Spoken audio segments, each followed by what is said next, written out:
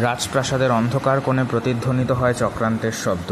রাজার মৃত্যু, সিংহাসনের জন্য রক্তক্ষয়ী লড়াই, আর এক নির্মম শাসকের উত্থান। এটাই কি ছিল ভাগ্যে লেখা? আজ আমরা জানব এক অসমাপ্ত কাহিনী।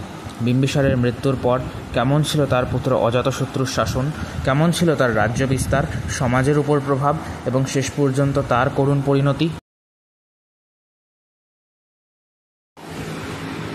অজাতশত্রুর জন্ম নিয়ে বিতর্ক আছে।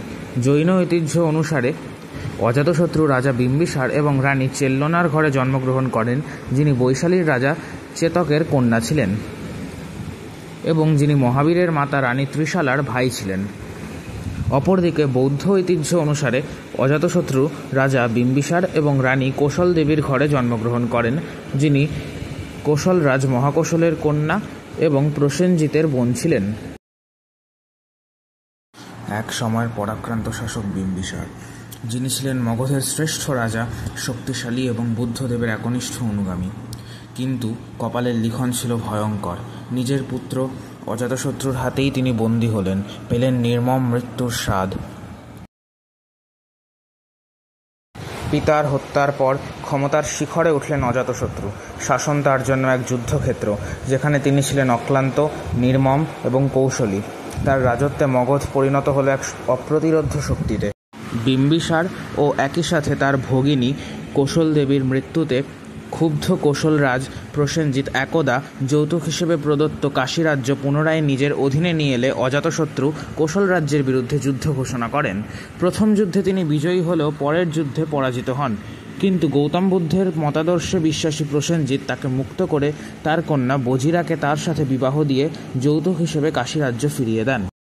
বুদ্ধ ঘোষের বর্ণনা অনুযায়ী গঙ্গা নদীর তীরবর্তী একটি বন্দর এলাকার অর্ধেক অংশ অজাতশত্রুর অধিকারে এবং অর্ধেক অংশ ব্রিজি মহাজনপদের অধিকারে ছিল। এই বন্দরের নিকটবর্তী একটি পাহাড়ে প্রাপ্ত গন্ধভাণ্ড নামক এক ধরনের সুগন্ধি দ্রব্যের অধিকার নিয়ে মগধ ও ব্রিজি মহাজনপদের মধ্যে বিবাদ শুরু হয়। বেশ কয়েকবার অজাতশত্রুর পূর্বেই লিচ্ছবীরা সম্পূর্ণ গন্ধভাণ্ড অধিকার করে নিজের দেশে চলে গেলে অজাতশত্রু প্রতিশোধ নেবার শপথ গ্রহণ করেন। দীঘনিকায়ের মহাপরিনিব্বাণ সূত্র অনুসারে তিনি তার মন্ত্রী বস্কারকে গৌতম বুদ্ধের নিকট প্রেরণ করে লিচ্ছবীদের পরাজিত করার উপায়ের সন্ধান করতে বলেন।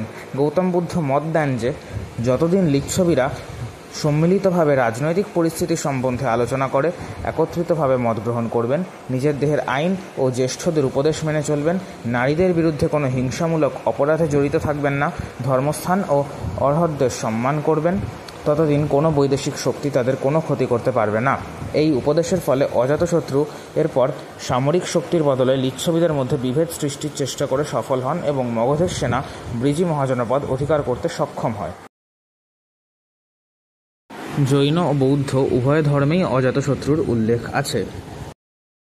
বৌদ্ধ ঐতিহ্য অনুসারে সমান্যফল সূত্রে বুদ্ধের সাথে তার প্রথম সাক্ষাতের কথা বলা হয়েছে, যেখানে তিনি দেবদত্তের সাথে তার মেলামেশা এবং তার নিজের পিতাকে হত্যার পরিকল্পনার মাধ্যমে তার ভুল বুঝতে পেরেছিলেন। একই গ্রন্থ অনুসারে এই সাক্ষাতের সময় অজাতশত্রু বুদ্ধ, ধম্ম এবং সংঘের আশ্রয় নিয়েছিলেন।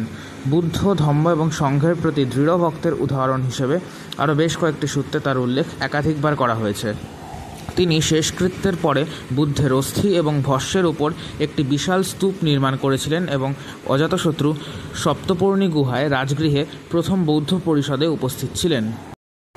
জৈনদের প্রথম উপাঙ্গে বলা হয়েছে যে মহাবীর ও অজাতশত্রুর মধ্যে এক ঘনিষ্ঠ সম্পর্ক বিদ্যমান ছিল।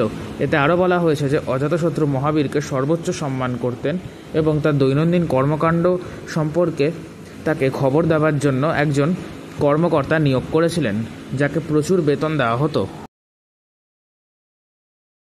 খ্রিস্টপূর্ব 460 মতান্তরে 461 অব্দে অজাতশত্রুর মৃত্যু হয়। এ প্রসঙ্গে কিছু বৌদ্ধ ও জৈন সূত্র দাবি করে যে তার পুত্র উদয়ীন সিংহাসনের লোভে তাকে হত্যা করে। শক্তি, রাজনীতি আর বিশ্বাসঘাতকতার কাহিনী এটি। ইতিহাস আমাদের শেখায় ক্ষমতার মোহ কতটা ধ্বংসাত্মক হতে পারে। অজাতশত্রুর জীবন আমাদের মনে করিয়ে দেয় যে রাজা যতই শক্তিশালী হোক, তার নিয়তি নির্ধারিত থাকে তার নিজের কর্মফলের দ্বারা।